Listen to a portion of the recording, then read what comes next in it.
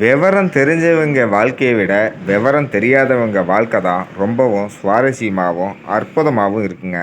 கிட்டத்தட்ட விவரம் தெரிஞ்சதுக்கப்புறம் இதை செய்யணும், இதை நம்ம செய்யக்கூடாதுன்னு எல்லாத்துக்கும் ஒரு பக்குவம் வரும்.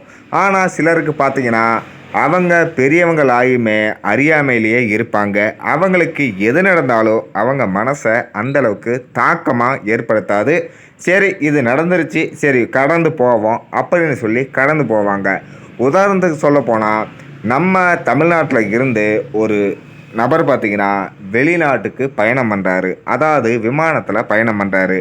அவர் ஒரு கட்டத்தில் போய் ஒரு பகுதியில் சேர்றாரு. வெளிநாடுனா ஒரு அமெரிக்கான்னு வச்சுக்கலாம். அங்கே போய் சேர்றாரு. அங்கே சேர்ந்ததுக்கப்புறம் பார்த்தீங்கன்னா, சுற்றியும் முற்றியும் பார்க்குறாரு. இவருக்கு என்ன பண்ணுறதுனே தெரியல. ஒரு கட்டத்தில் என்னடா இது மொழி தெரியாத ஊரில் வந்துட்டோமே, என்ன பண்ணுறது, யார்கிட்ட பேசுகிறதுன்னு ஒன்றுமே புரியலை. இருந்தாலும் கொஞ்சம் நேரம் யோசனை பண்ணுறாங்க. அதுக்கு முன்னாடி பார்த்தீங்கன்னா ஒரு மிகப்பெரிய ஒரு கட்டடம் ஒன்று தெரியுது. அதில் பார்த்தீங்கன்னா எக்கச்சக்க நபர்கள் உள்ளே போகிறாங்க, வெளியே வராங்க. இதை இவர் உன்னிப்பாக கவனிச்சுக்கிட்டே இருக்கிறாரு. என்ன இந்த கட்டடத்துக்குள்ளே இருக்கும், எல்லாருமே உள்ளே போகிறாங்க, வெளியே வராங்க, நம்மளும் தான் போய் பார்ப்போமே அப்படின்னு சொல்லி இவரும் உள்ளே போக ஆரம்பிக்கிறாரு. அங்கே பார்த்தீங்கன்னா நீட்டாக ஒரு கிராண்டாக அலங்காரமெல்லாம் பண்ணி பார்த்தீங்கன்னா, கிட்டத்தட்ட வர்றவங்க எல்லாருமே சாப்பாடு பரிமாறிட்டு இருக்கிறாங்க. அவங்க சாப்பிட்டு எந்திச்சு வராங்க. ஆகா, இது ஏதோ விருந்தாட்டிருக்குதே, நம்மளும் சாப்பிட்லான்னு இவரும் குலப்பசியில் இருந்தங்காட்டி உட்காந்து சாப்பிடவும் ஆரம்பிக்கிறாரு. ஒரு கட்டத்தில் இவர் சாப்பிட்டு முடித்ததுக்கப்புறம் இவருக்கு சாப்பாடு பரிமாறுறவர் பார்த்தீங்கன்னா, இவர் கையில் ஒரு துண்டு சீட்டை ஒன்று தராங்க. அதுக்கு பார்த்தீங்கன்னா, ஆகா, இந்த ஊரில் சாப்பாடும் போட்டும் நன்றி சொல்லுவாங்களாட்டிருக்குதே அப்படின்னு இவருடைய அறியாமையில் நினச்சிக்கிட்டு, நன்றிங்க, பரவாயில்லைங்க அப்படின்னு சொல்லி இவர் சாப்பிட்ட அந்த துண்டு சீட்டை வாங்கி இவருடைய பாக்கெட்லேயும் வைக்க ஆரம்பிக்கிறாரு. அதுக்கப்புறம் அவர் மறுபடியும் கையை நீட்டி அந்த துண்டுச்சீட்டை காட்டி ஏதோ அவருடைய மொழியில் சொல்லும்போது இவருக்கு மறுபடியும் புரியாமல், ஓஹோ, சாப்பிட்டதுக்கு மறுபடியும் இவர் வணக்கம் சொல்கிறாராட்டிருக்குது அப்படின்னு சொல்லி மறுபடியும் நன்றிங்க, நான் சரி நான் போயிட்டு வரேன் அப்படின்னு சொல்லி கிளம்பும் போது பார்த்தீங்கன்னா, அந்த பரிமாறின நபர் பார்த்தீங்கன்னா இவரை அழைச்சிக்கிட்டு இவருடைய முதலாளிக்கிட்ட கூட்டிகிட்டு போகிறாரு. அப்போ இவருக்கு என்ன தோணுச்சுன்னா, அதாவது இந்த நபருக்கு நம்ம நன்றி சொன்ன விதம் பார்த்தீங்கன்னா இவருக்கு ரொம்ப பிடிச்சி போச்சாட்டிருக்குது. அதனால தான் இவருடைய பெரிய ஆள்கிட்ட நம்மளை கூட்டிகிட்டு வந்துக்கிறாரு. அவர்கிட்டையும் நம்ம நன்றி சொல்லி அவர்கிட்டையும் பாராட்ட வாங்கிக்கணும் அப்படின்னு சொல்லி அவருக்கு மொழி தெரியாதனால மறுபடியும் அந்த முதலாளி இவர்கிட்ட சாப்பிட்டதுக்கு உண்டான பணம் கொடுப்பான்னு அவருடைய மொழியில் கேட்கும்போது இவர் பரவாயில்லைங்க, நன்றிங்கன்னு மறுபடியும் சொல்ல ஆரம்பிக்கிறாரு. உடனே கோபமடைஞ்ச அந்த முதலாளி பார்த்தீங்கன்னா, இதெல்லாம் வேலைக்கு ஆகாது, இவர் மேலே புகார் கொடுத்து நீதிமன்றத்துக்கும் அழைச்சிட்டு போகிறாங்க. அங்கே போயும் பார்த்தீங்கன்னா, ஆகா, நம்ம நன்றி சொல்கிற விதம் பார்த்தீங்கன்னா எல்லாத்துக்குமே பிடிச்சி போச்சாட்டிருக்குதே, அதனால தான் மகாராஜாக்கிட்டேயே கூட்டிகிட்டு வந்துட்டாங்களாட்டிருக்குது.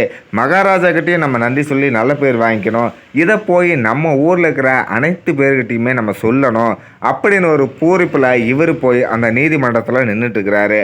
நீதிபதியும் பார்த்தீங்கன்னா, நீங்கள் சாப்பிட்ட தொகையை நீங்கள் அந்த உரிமையாளர்கிட்ட கொடுத்துருங்க, அப்போ உங்களை விடுதலை பண்ணிடுறோம் அப்படின்னு சொல்லி அவரோடைய மொழியில் இவர்கிட்ட சொல்லும்போது இவருக்கு எதுவுமே புரியாதனால, நன்றி தாங்க நான் சொன்னேன், உங்களுக்கு ஒரு நன்றின்னு மறுபடியும் அந்த நன்றி வார்த்தையை கூறங்காட்டி நீதிபதி பார்த்தீங்கன்னா நீதிபதியும் கோபமாகி, இது வேலைக்கு ஆகாது, இவருக்கு தண்டனை கொடுத்தாகணும், இனிமேல் யாருமே இந்த தப்பு பண்ணக்கூடாதுன்னு ஒரு நபரை கூப்பிட்டு பார்த்தீங்கன்னா நீதிபதி இவரை ஒரு கழுதை மேலே பின்புறத்தில் உட்காத்த வச்சு இவன் ஒரு மோசடிக்காரன் அப்படின்னு எழுதி இவர் கழுத்தில் மாலையை தொங்க விட்டு ஊர் முழுக்க அழைச்சிட்டு போங்க அப்படின்னு சொல்லி ஒரு தீர்ப்பையும் வழங்கிடுறாரு. இவருக்கு என்ன நடக்குதுன்னே புரியல. ஆனால் ஏதோ ஒன்று நம்மளை சுற்றி நடக்குது, மற்றவங்கெல்லாம் நம்மளை பாராட்டுறாங்க போல இருக்குது. ஏன்னா வெளிநாட்டில் இவரை சுற்றி கூட்டம் கூட்டிகிட்டே இருக்குங்காட்டி இவருக்கு ஒரே பூரிப்பு, ஆகா, நம்ம நன்றி சொன்னங்காட்டி இந்த ஊரில் எல்லோரும் பாராட்டு விழா நடத்துவாங்களாட்டு இருக்குது. அந்த ஒரு எண்ணத்தில் இவர் பார்த்தீங்கன்னா அந்த கழுதை மேலேயும் ஏறி உட்காந்து அந்த ஊரையே சுற்றி நகர்வலமும் வர ஆரம்பிக்கிறாரு. அப்போ கூட இவரை சுற்றி நடக்கிற இவருக்கு ஏற்பட்ட அவமானத்தை அவர்னால் உணர்த்த முடியல. அவர் மனதில் என்னத்தை நினச்சிக்கிறாரோ அதை மட்டும் தான் அவர்னால் உணர முடியுது. அதாவது நம்ம பாராட்டு விழா வாங்கிட்டு இருக்கிறோம், அந்த ஒரு எண்ணத்தில் தான் அவர் இருக்கிறாரு. மற்றவங்களாக இருந்தால் ஐயையோ நம்ம ஏதோ தப்பு பண்ணிட்ட மாதிரி இருக்குது, ஏதோ ஒரு சின்ன இடத்துல நான் யோசனை பண்ணியிருப்பாங்க. ஆனால் இவருடைய அறியாமையினால் அவ்வளோ பெரிய அசிங்கத்தை கூட இவர் இயல்பாக எடுத்துக்கிட்டு இருந்துட்டு இருந்திருக்கிறாரு. ஒரு கட்டத்துல பார்த்தீங்கன்னா, இந்த விசாரணை, இந்த தண்டனையெல்லாம் முடிஞ்சதுக்கப்புறம், மறுபடியும் இவருடைய சொந்த ஊருக்கே திரும்பி வராரு. இவரு நகர்வலமா போனத பார்த்தீங்கன்னா, அதே ஊர்ல இருக்கிற மற்றொரு நபர் அந்த இடத்துலருந்து கவனிச்சங்காட்டி, இவருடைய மொழிக்கும், இவருடைய ஊருக்கும் வந்ததுக்கப்புறம், அத எடுத்து சொல்ல ஆரம்பிக்கிறாரு. அப்பயும் பார்த்தீங்கன்னா, அவரு என்ன நெனச்சாருன்னா, இவன் நம்ம மேல இருக்கிற பொறாமையில இப்படி சொல்றான் போல இருக்குது. அப்படின்னு நினைச்சிட்டு அவரு மீண்டும் அவருடைய சராசரி வாழ்க்கைய வாழ ஆரம்பிக்கிறாரு. அதாவது இயலாமையா இருக்கிறவங்களுக்கு நீங்க எவ்வளவுதான் துன்பம் கொடுத்தாலும், அத அவங்க கால் தூசி அளவு கூட பெருசா துச்சமாவும் நினைக்க மாட்டாங்க.